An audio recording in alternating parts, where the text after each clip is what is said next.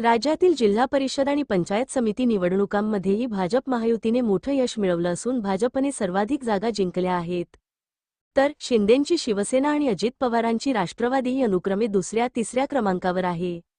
छत्रपती संभाजीनगर जिल्हा परिषदेतही भाजपने बहुमत मिळवले आहे। मात्र संभाजीनगर पंचायत समितीवर भाजपला एकहाती सत्ता स्थापन करता येणार नाही। याच पंचायत समितीच्या सभापती उपसभापती निवडीवरून भाजप आणि ठाकरेंच्या शिवसेनेचे कार्यकर्ते भिडल्याचं पाहायला मिळालं। यावेळी उबाठाचे नेते तथा माजी आमदार अंबादास दानवे यांनी भाजपच्या कल्याणराव गायकवाडांची कॉलर पकडल्याचं दिसून आलं।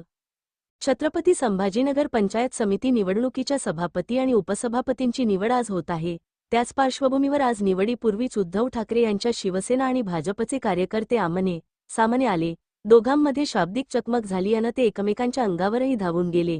यावेळी माजी विरोधी पक्षनेते अंबादास दानवे यांनी भाजपच्या कल्याण गायकवाड यांची कॉलर पकडल्याचा व्हिडिओ व्हायरल झाला आहे। छत्रपती संभाजीनगर पंचायत समिती निवडणुकीत सभापतीपदासाठी भाजपकडून कल्याण गायकवाड यांनी अर्ज दाखल केला आहे।